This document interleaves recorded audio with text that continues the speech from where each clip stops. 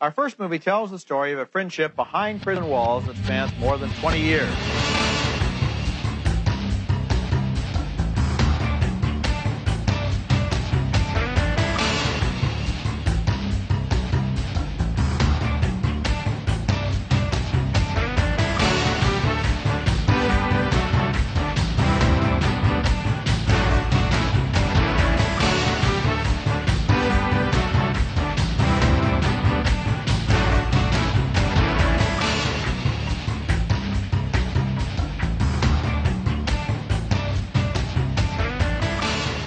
So welcome to episode 24 of Middlebrow Madness, an exercise in podcast hubris. My name is Derek Gade. J Station under fire for Ouija board challenge on dead girlfriend. Huh? YouTuber J Station claims his girlfriend Alexia died earlier this month, and his latest video is him communicating with her on a Ouija board. Oh, no. On January 22nd, J Station uploaded an emotional video where he claimed his girlfriend was lost to a drunk driver. However, just the next day, a video was uploaded that featured her extensively, but the YouTuber says that they had 5 videos ready to upload in the wake of her apparent death. Sure.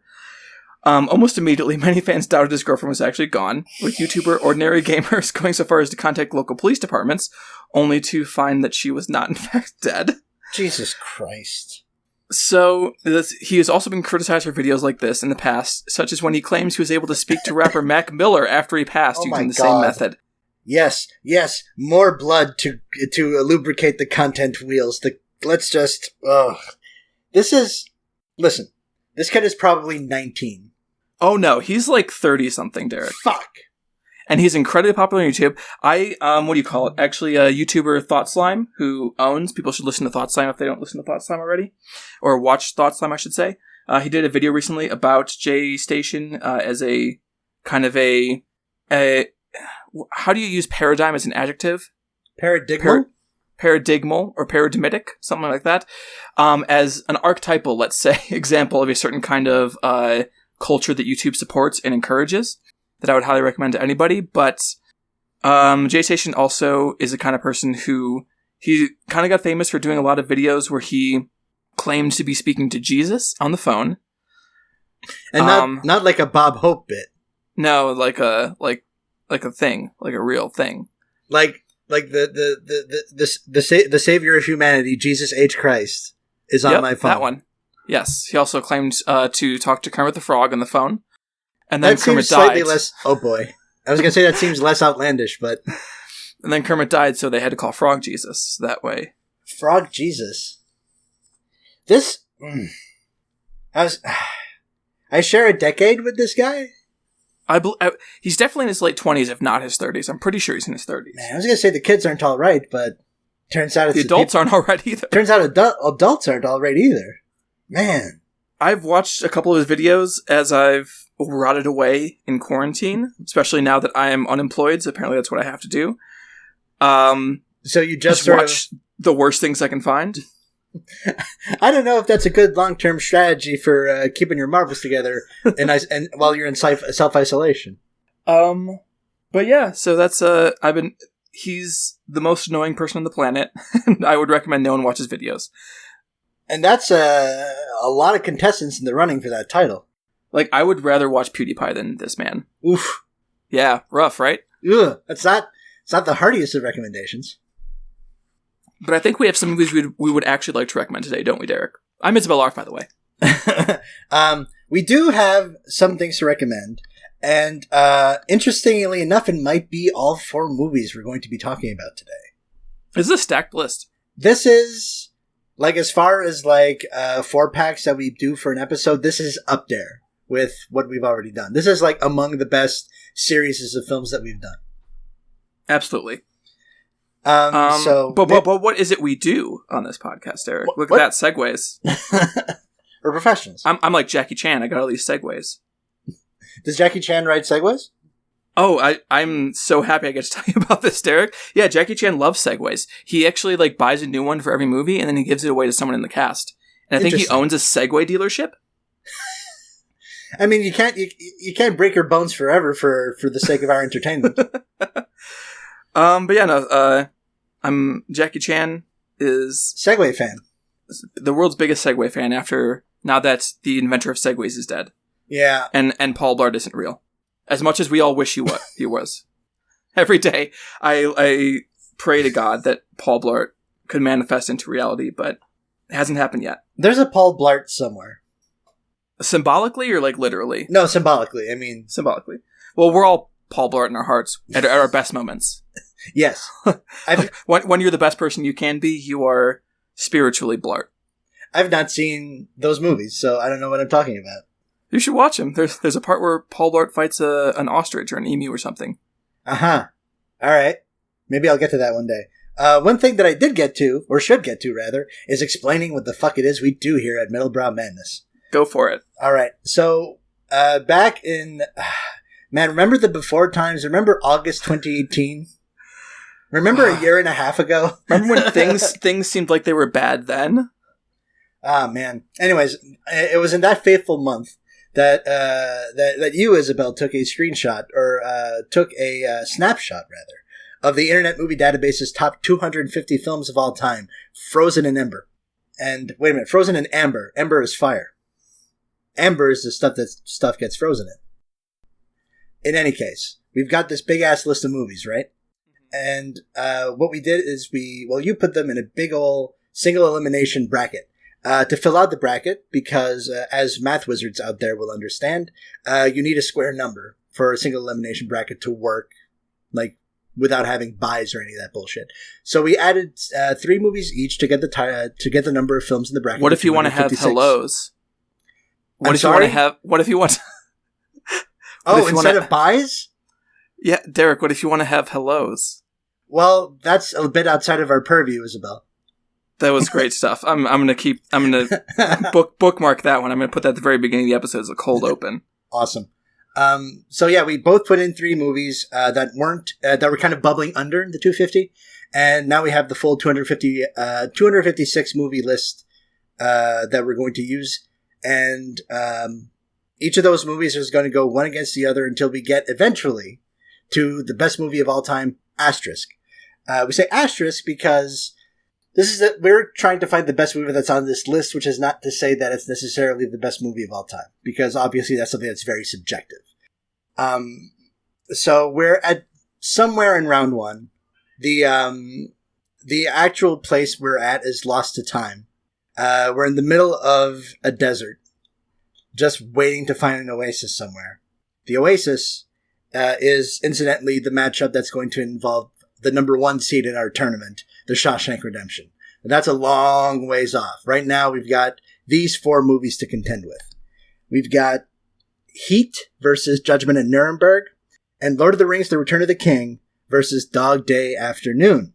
So should we just get right into it?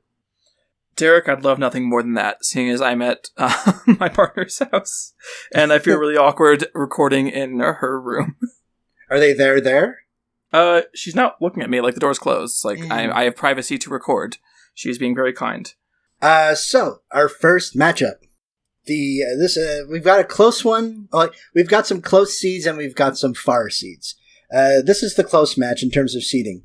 The 122nd seed, Heat, released in 1995, directed by Michael Mann, written by Michael Mann, starring Al Pacino, Robert De Niro, Tom Sizemore, Ashley Judd, Wes Studi, there's Val Kilmer. There's a lot of great Every single person that was acting in the 90s was apparently in this. Basically.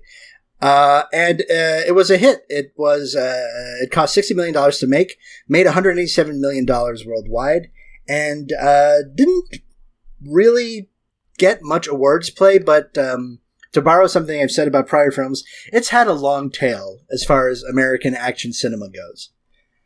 Even though it's a relatively recent film.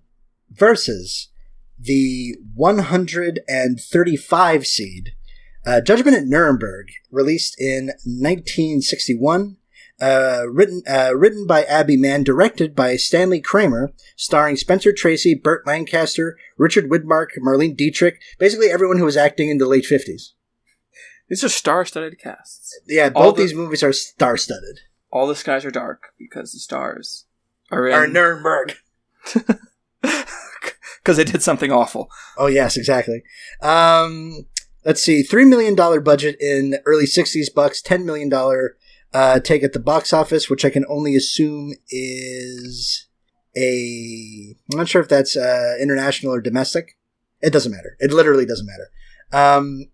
And as far as, I mean, I'm loving the lazy. I was gonna say lazy fair, which is like it's a really good children's music festival. Lazy fair. I meant laissez-faire, the laissez-faire nature with which you are approaching these discussions. I'm enjoying. My laissez-faire approach vis-a-vis the budget of Judgment in Nuremberg. Probably the most important detail. If we don't know that, how can we make a proper judgment of Nuremberg? We'll see about that. The film was nominated for 11 Academy Awards. Max Schell won the award, won Best Actor. Abby Mann won Best Adapted Screenplay, and the other nominations were Best Picture, Director, Actor for Spencer Tracy, Best Supporting Actor Montgomery Clift, Best Supporting Actress Judy Garland, Best Art Direction in Black and White, Best Cinematography in Black and White, back when they had different categories for Black and White and color movies, Best Costume Design Black and White, and Best Film Editing. So this was a sensation. But let's not talk about that. We'll get to that. Let's talk about a movie that's awesome instead. Let's talk about Heat. Okay, Derek, how do you feel about Heat? I'm for it. It is... I don't think it will surprise anyone out there listening in podcast land, or anyone that knows me anyway, that I am a big fan of the films of Michael Mann. And Heat, while not my favorite, is a goddamn masterpiece. There's like no two ways about it. It's the yardstick with which like modern action cinema is measured, like modern crime cinema is measured. And it's not like the script. It's not necessarily, Michael Mann's cinema is a lot about sort of like, is a lot about texture. That sounds like a real pretentious ass thing to say, but it is. It's a cinema of, it's cinema of texture and details. It's vibes. As the kids say. Vibes, exactly. If you need some vibes. He makes vibes movies for, I guess, film bros, if I'm being reductive, because Michael Mann is like, he's championed by a certain subsection of cinephiles, which people would identify as film bros or auteur bros. The thing is, they're right. Yeah. I think like most of those don't actually end up panning out, a lot of those quote-unquote film bro darlings. But Michael Mann is one of the few that I also, as Derek was saying, I'm a massive Michael Mann fan. I'm a manhead. I'm a man. Michael Mann, man. I'm a fan of Mann, as Al Pacino would say. You're a fan, FANN. I like that. Let's get that trending. Hashtag fan for this episode. But no, I think that this is undisputably a masterpiece for Michael Mann. Like you said, I don't think it's my favorite, just because, as we were talking about off air, I prefer the more abstract Michael Mann. Like when he got super weird later in his career, with like Miami Vice and Black Hat and Collateral and things of that nature. But those three movies are also fucking incredible. Yes, but as far as a straight ahead crime film goes, I don't think you can get very much better than Heat. So Heat is like the classic cops and robbers story. You've got Al Pacino, who's starting to be big Al Pacino at this point in the mid-90s. He's heading towards Jack and Jill. That's right. Oh boy. Hurtling towards Jack and Jill. Yes, as one does. One does not crawl into Jack and Jill. One hurdles himself towards it. Slouches towards Bethlehem to be born. So classic cops and robbers story. Al Pacino is plays Vincent Hanna. He's a homicide detective. Classic, not a cop on the edge, but classic sort of, deadbeat husband type. He's like, he's a job man. And so is Robert De Niro, who plays Neil McCauley, career criminal.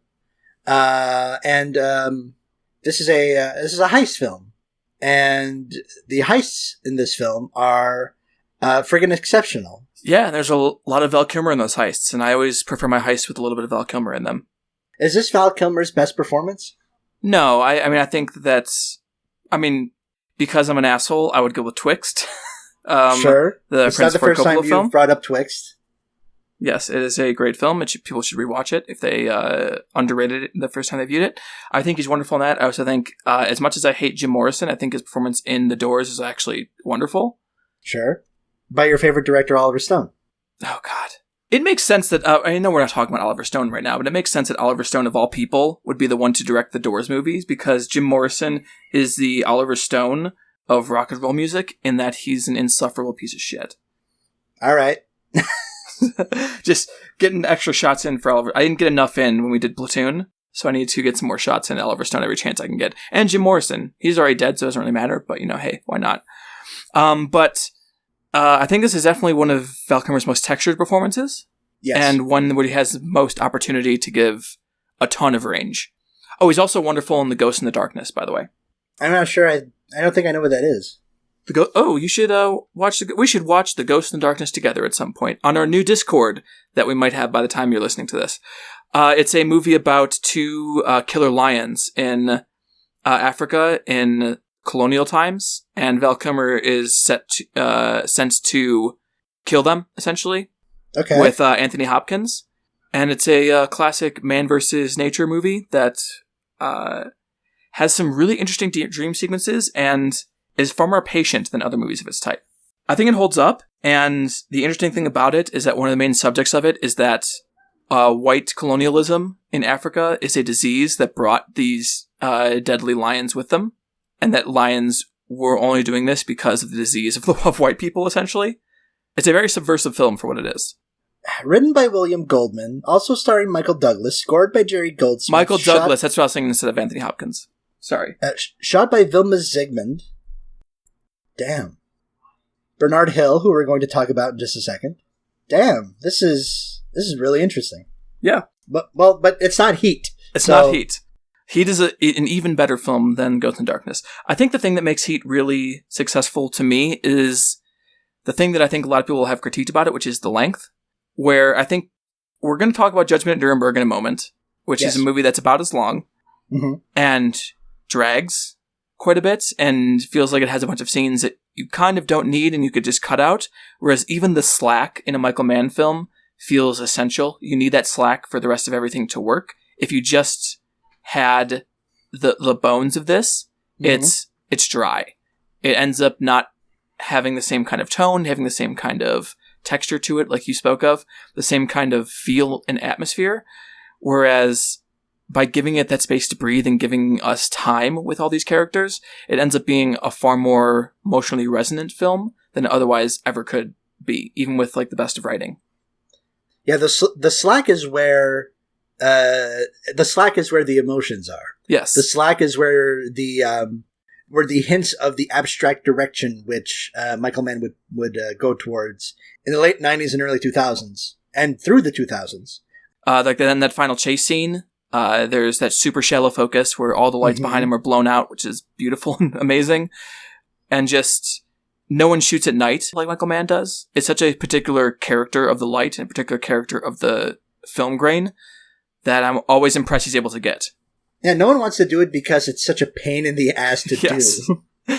And Michael Mann, if we know anything about him, is that he will go to great lengths to get the shot and the color and the image that he wants, even if, like, a lot of people like the sort of artifacted colors when you try to shoot at night is an acquired taste to some. Mm-hmm. But that's the look you go for. That's the look he's progressively gone towards, those kind of like blown out, artifacted digitals. Yes. And in a way, when you talk about him being a bit of a stickler and a pain in the ass and really trying to get that perfect shot, and that combined with the way he's so focused on tone and so focused on mood pieces, more than plot and more than, not that his plots are falling by the wayside, but it's about vibes. It reminds me a lot, funny enough, of my other guy, Terry Malick. Terrence Malick. Whereas Terrence Malick is making essentially films about God that happen to take place in America. Michael Mann is making films about America that happen to have God in them. Not to be too highbrow. I thought the way you were going to break that, it was like, while Terrence Malick makes film about God, Michael Mann makes film about men. I think he makes films about the way that men are lacking and the way that men are disempowered and short-sighted and unable to do the things that they say they're supposed to be doing. And essentially, as film bro... It's really very tragic. Yeah, as film bro, as we talk about these films being, they're essentially about the impossibility of living up to certain masculine standards. Yeah, I would agree. Is there anything else that I want to bring up about Heat? It's fucking amazing. If you've not seen it, watch it. I agree with Derek. So Judgment at Nuremberg is the movie that Heat is up against. Yes, and I wanted to reserve more time for this one because it's a deeply strange film that we're probably not going to talk about again, but I think we need to emphasize that it is, for what it's trying to do and what it actually is doing, it is one of the stranger films on the list, I think, oddly. It's such an interesting artifact of a time. It's a film at the crossroads of New Hollywood is right around the bend, and you can hear those footsteps a-coming. Well, Hollywood sure as shit can.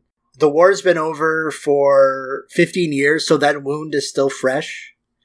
It's a movie that comes at an interesting crossroads, and I think this is a classic best intentions movie, because the ostensible point of this film, the reason for being of this film is, I don't know if I want to say noble, but, is in the abstract good.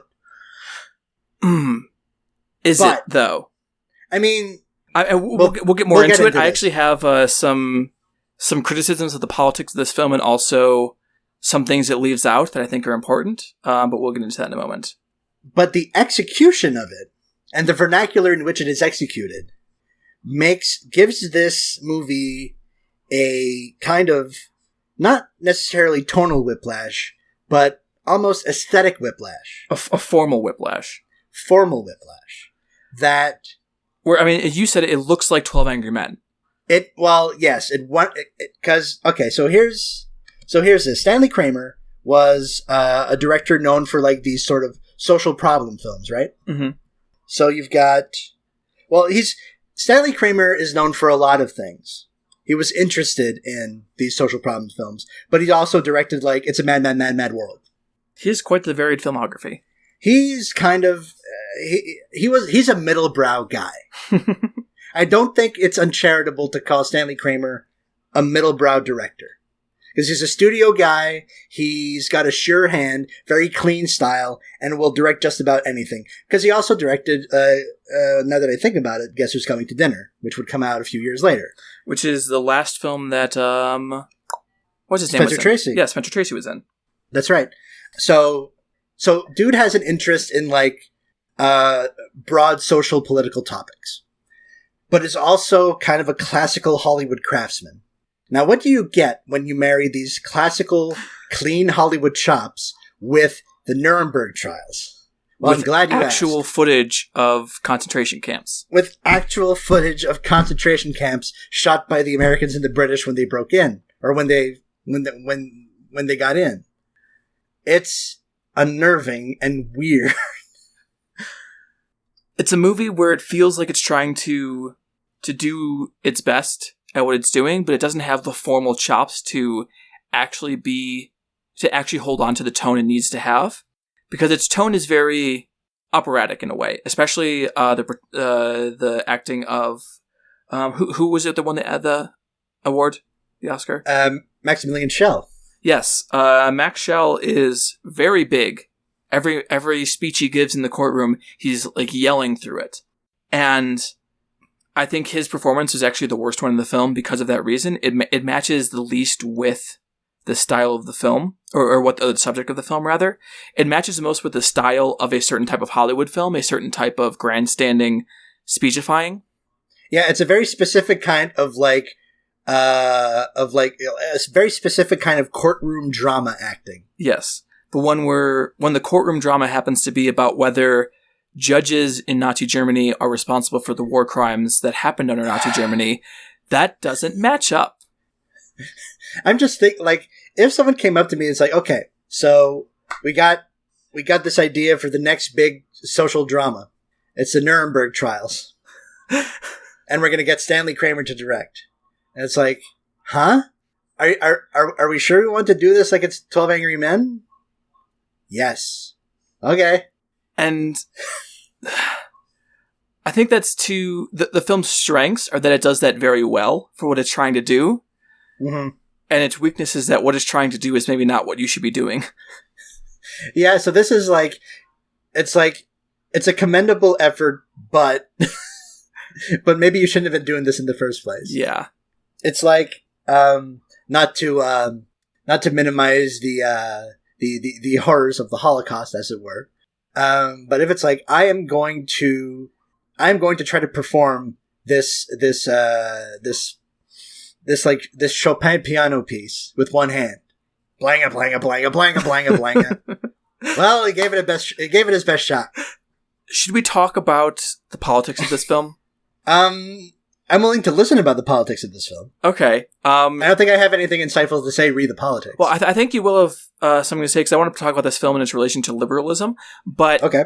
Before I do that, I want to discuss one thing that's very particular to me. That this is going to be a critique that is an incredibly Isabel critique. So I hope everyone's prepared for this. All right, buckle up. This film did not mention Carl Schmitt enough. Who is Carl Schmitt?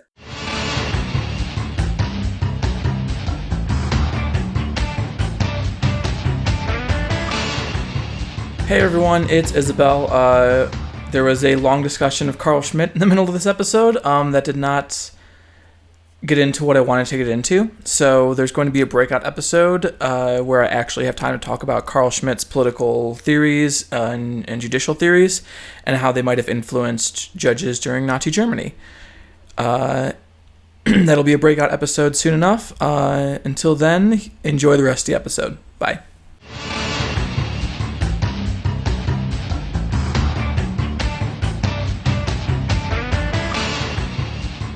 The bigger problem I think that I have with this film is that, what is Max Schell's character name? Or should I just call him Max Schell? That's fine. You just call him Max Schell. Essentially, the argument that Max Schell makes, once the full scope of the crimes becomes apparent, and once the, essentially proof is brought up that there were decisions made for political reasons and not just for purely legal reasons, is that he brings up that if we're going to accuse these men, where does it stop? Do we also accuse, like these, he brings up very early in the trial, I think in one of the most effective scenes, or most effective pieces of his argument, that the Nazis got their idea of eugenics from America, and from American legal precedent. And that is 100% true. And the question becomes, well, do we blame those people for making that legal precedent that then led to this thing? Where does the chain of responsibility end?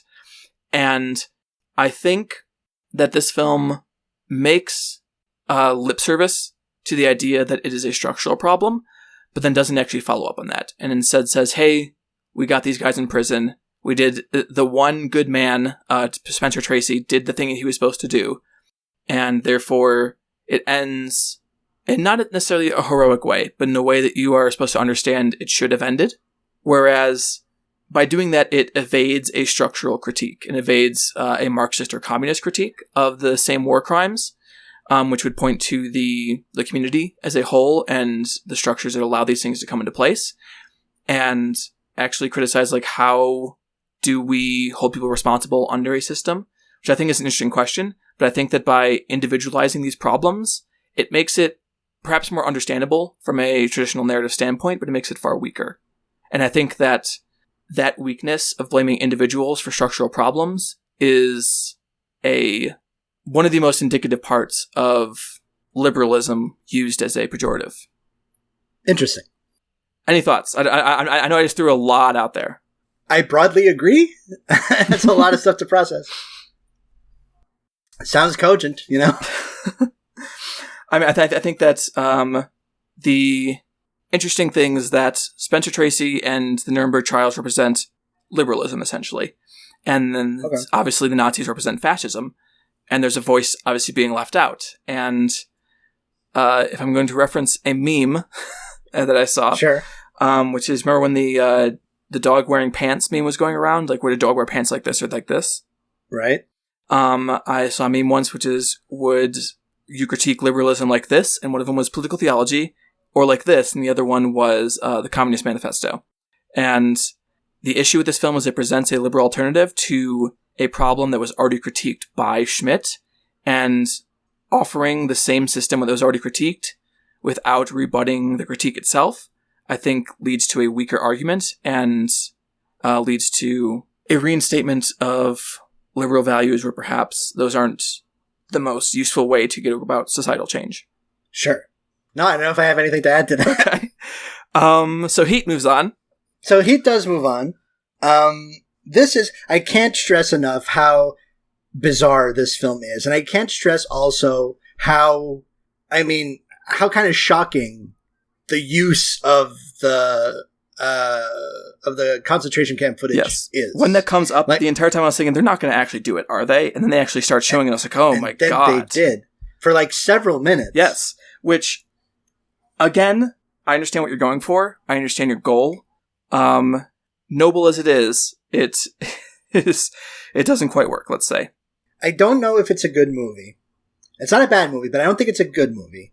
But I think, I'm going to recommend it as like an artifact of a very specific time and place and a very specific way of viewing this as kind of a political moment. Yes. I've never seen anything like it in that respect. Moving on. Yes. So Heat's moving on, and now I really don't know how this one's going to shake out, because I get the suspicion that we're on opposite sides of this particular matchup. In any case, so let's go down. So our next matchup, the 7 seed, Isabel, the 7th best film ever made. That is wild. That's a high. The Lord of the Rings, The Return of the King, released in 2003, directed by Peter Jackson, written by Fran Walsh, Philippa Boyens, and Peter Jackson, based on The Return of the King by J.R.R. Tolkien. It cost $94 million, which is real cheap for this kind of movie. Yeah, especially compared to how much movies cost now. Yeah, this is like, you can make almost 3 Avengers movies with that money. You can make 3 Return of the Kingses for the price of 1 Avengers. Yes. And you probably should. Yeah, probably. And it made $1.142 billion with a B dollars worldwide. And that's in like money from 20 years ago, so that number is probably higher when we adjust.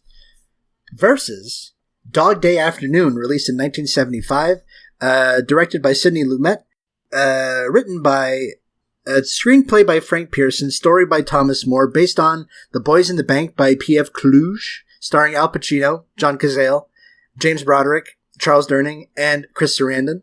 $1.8 million budget, $50 million box office take, and did pretty well at the Academy Awards, going 1 for 6, with Frank Pearson winning for Best Original Screenplay and nominations for Best Picture, Director, Lead Actor, Supporting Actor, and Editing.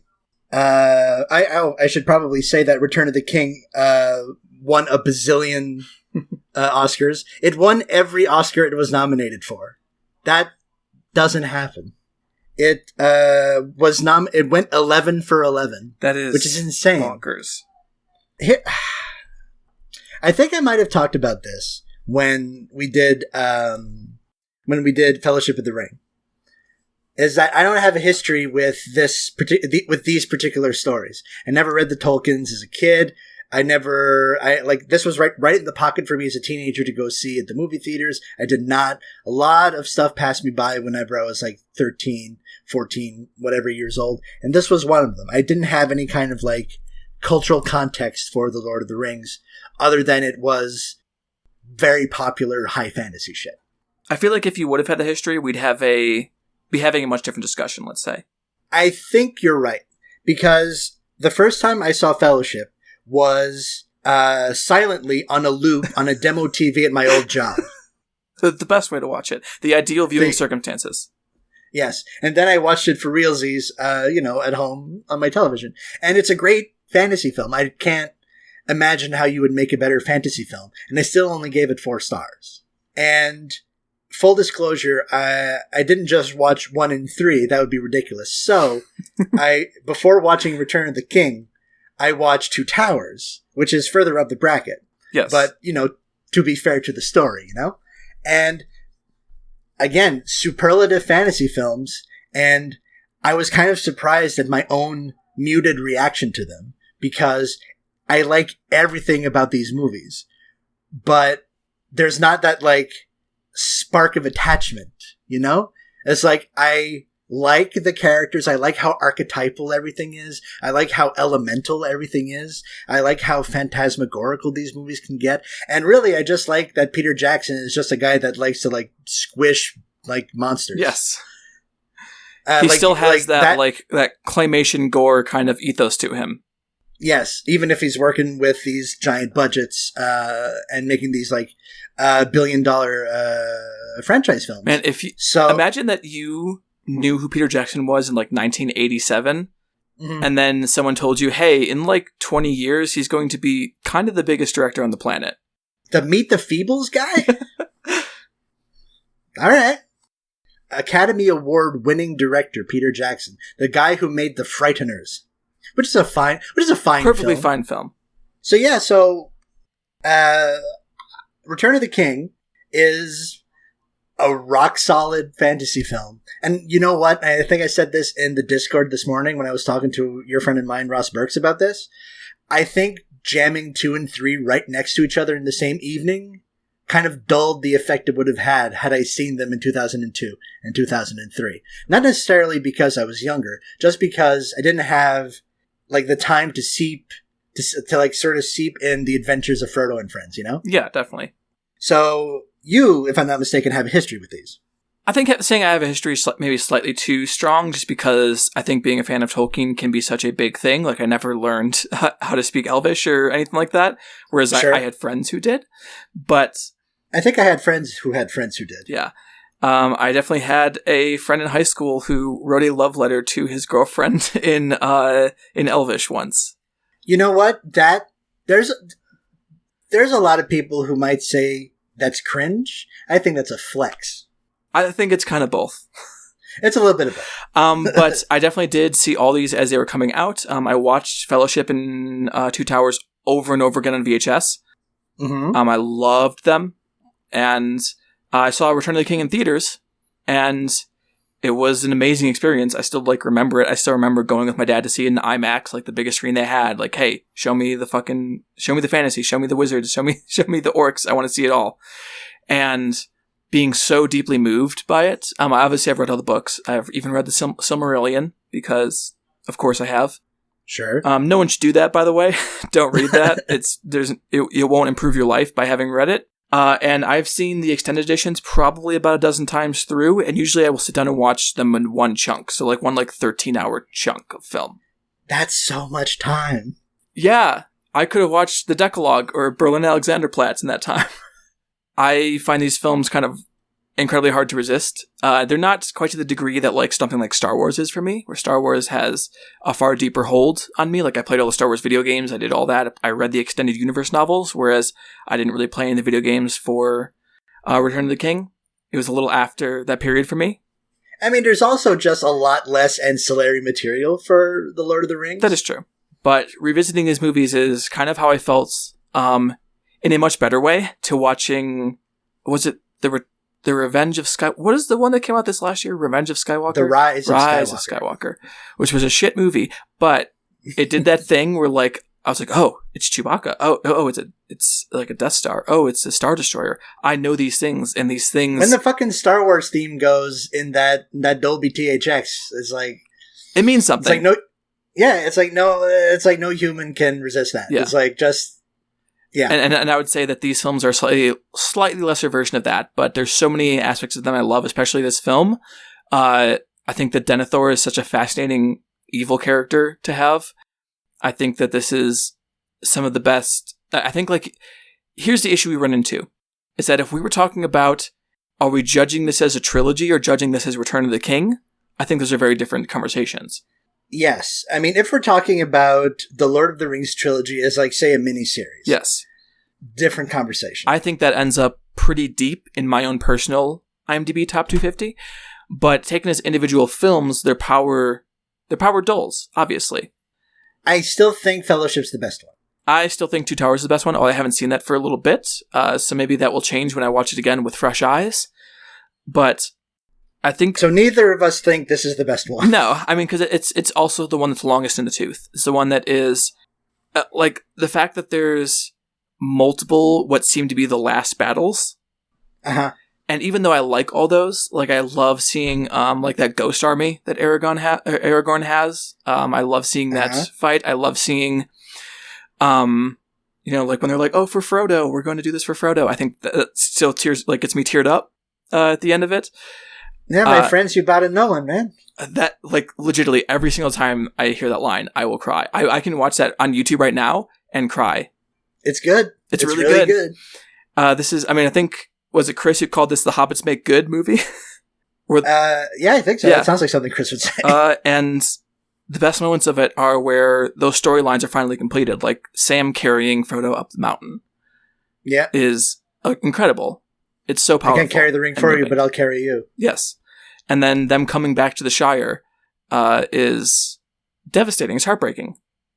The most heartbreaking thing in that there's a lot of heartbreaking stuff in Return of the King. Yes. But when Frodo says that he's forgotten the taste of strawberries or whatever. Yeah. That's rough, man.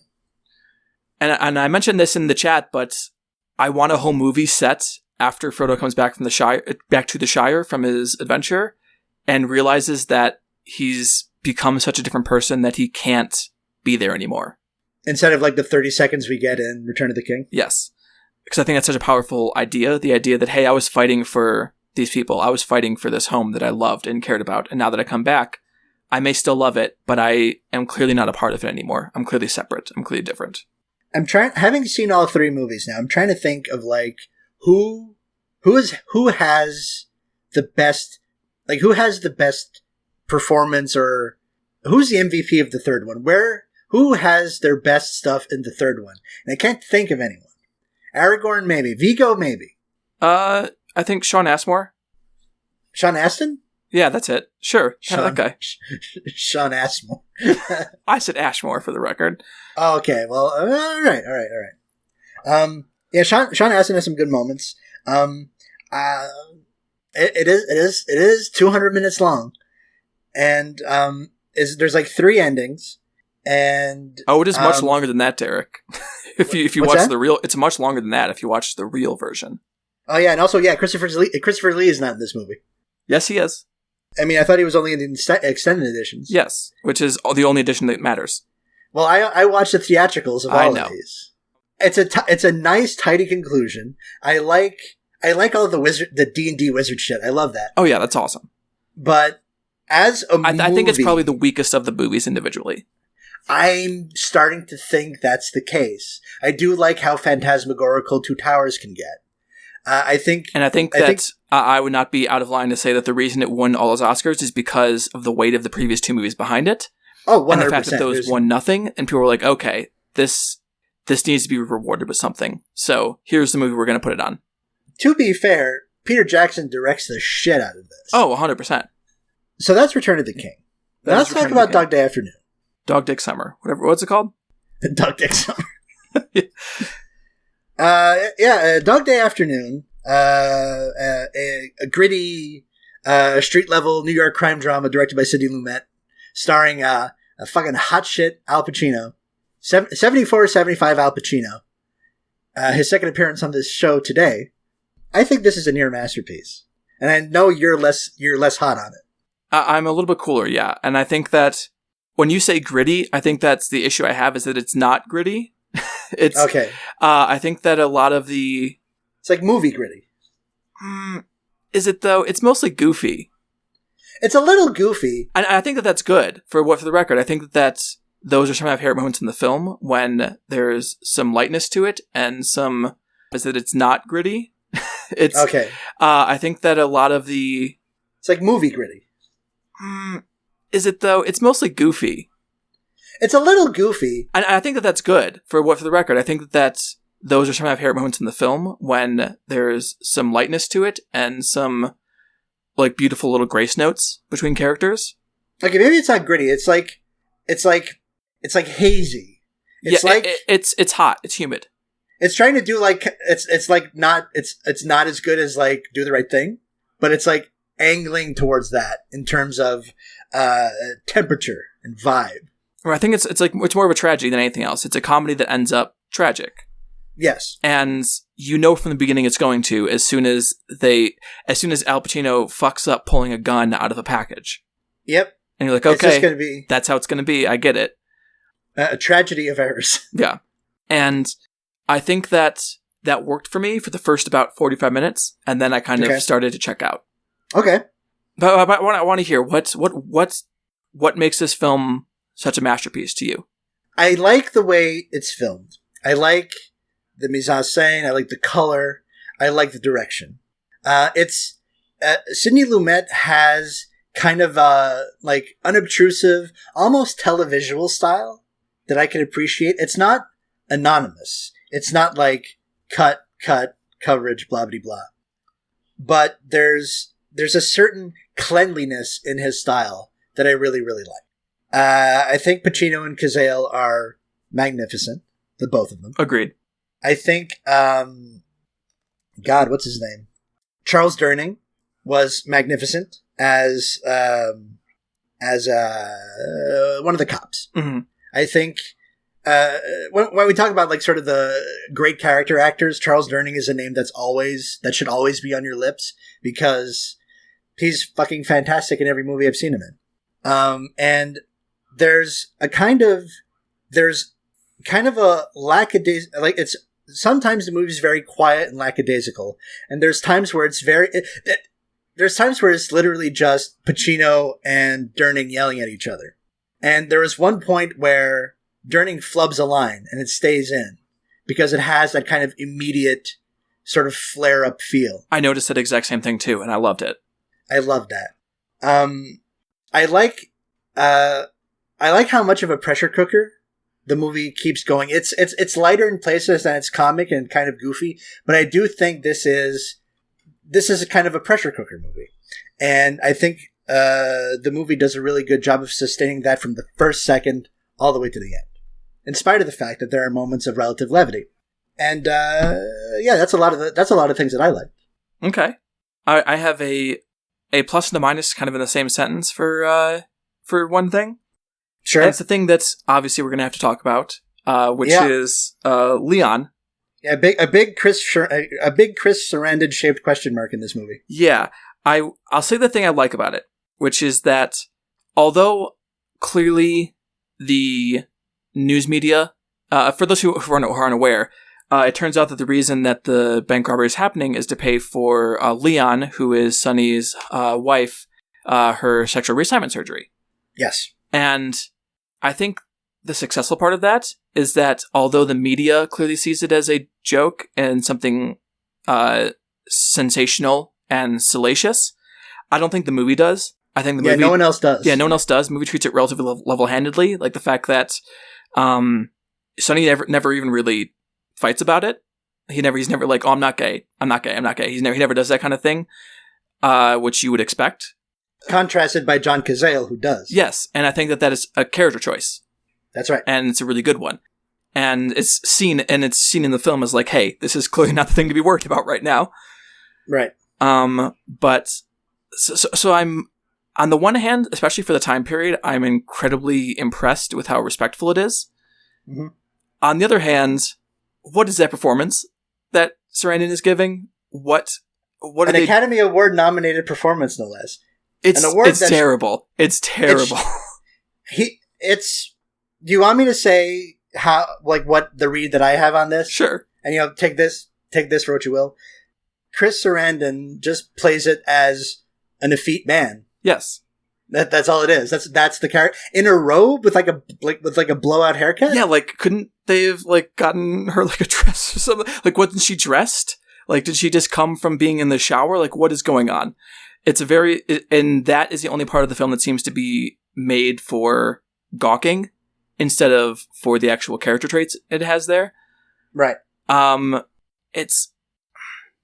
There's not enough of the character in there to really have strong opinions about it one way or the other, besides the fact that its treatment is relatively decent, but it's such a glaring part of the film that's a little hard to... I'm still not sure how I feel about it, let's say that.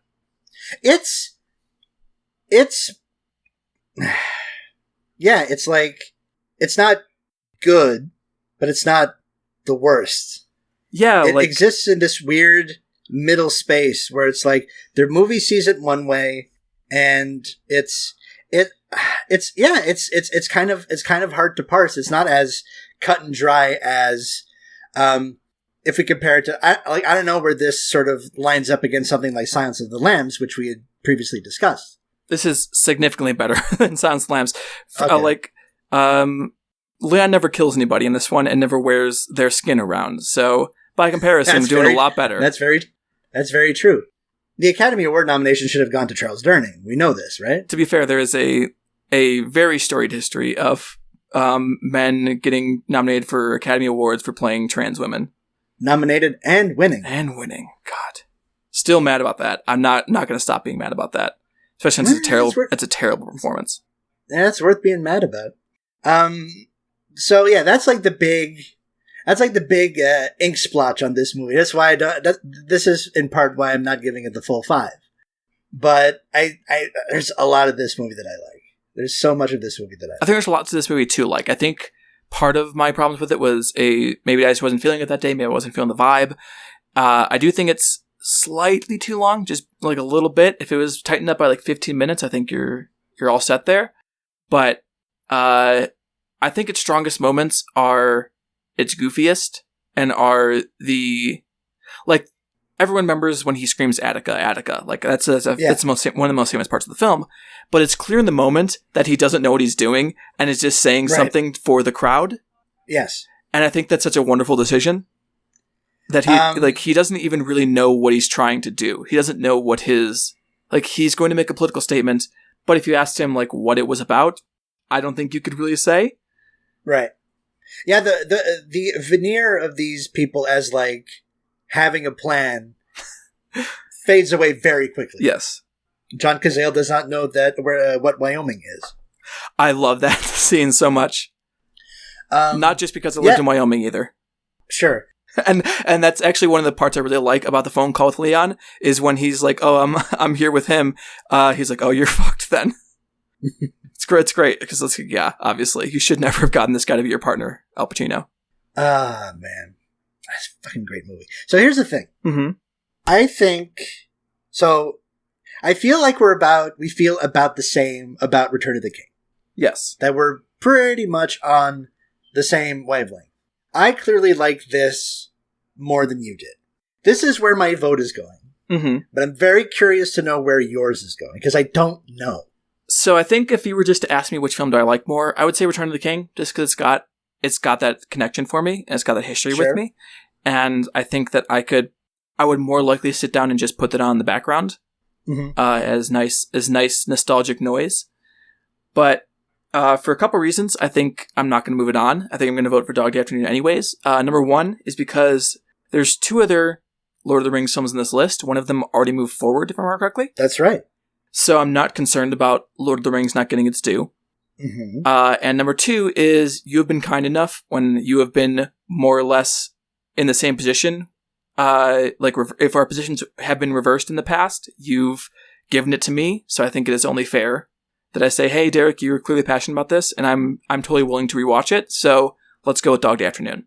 All right. Well, thank you, first of all. And now we've set up a hell of a matchup for the next round: Heat versus Dog Day Afternoon. I'm really enjoying the accidental synergies that this list creates.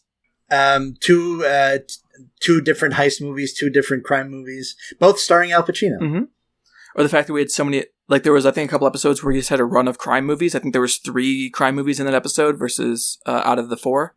Mm-hmm. I think the IMDb hive mind likes what it likes.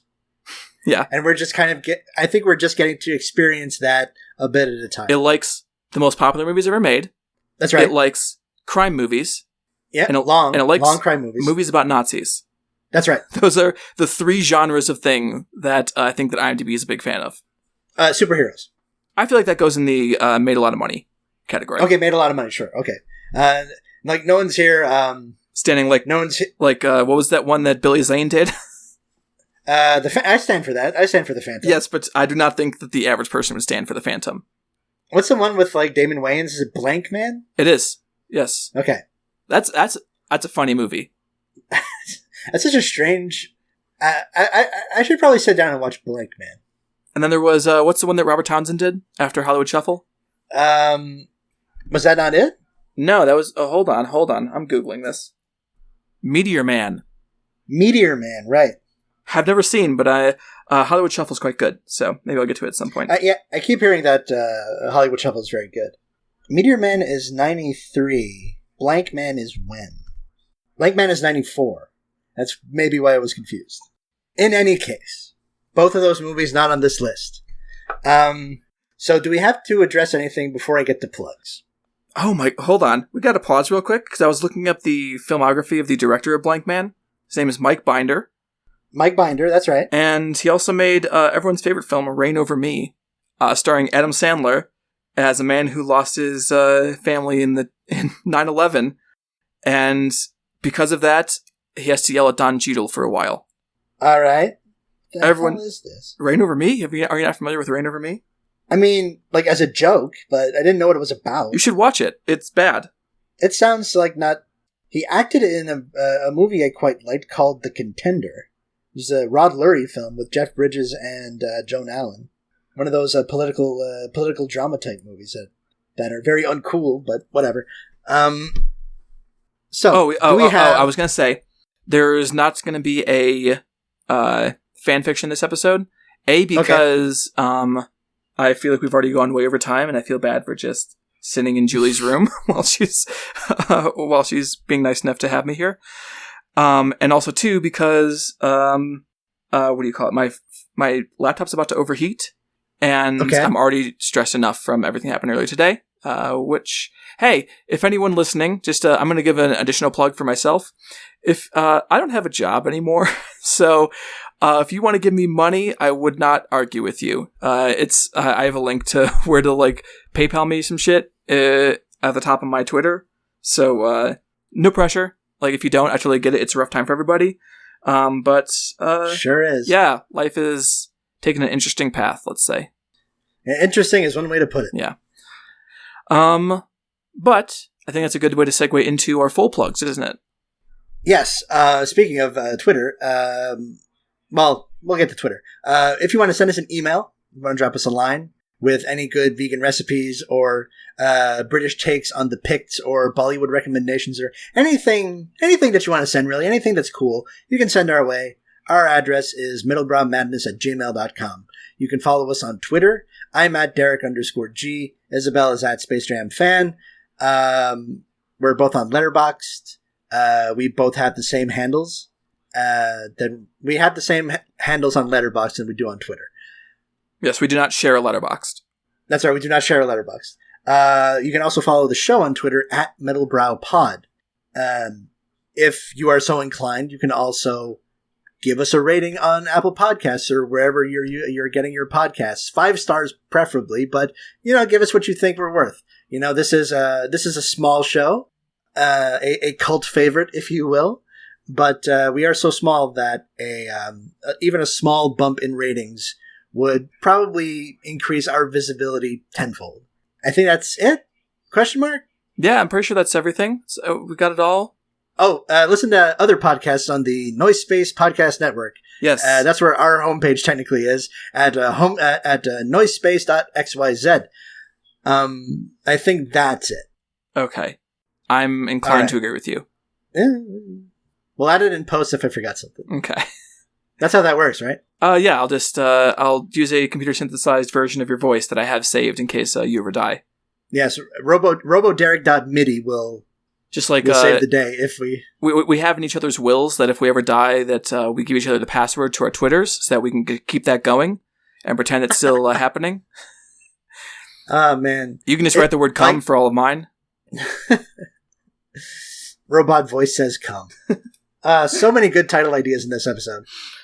But I think we should probably wrap it up. Yeah. Until next time, I've been Isabel Arf. And I've been Derek Godde. Have movies, be jolly, and stay safe. Have movies, be jolly, stay safe. Good night. Good night.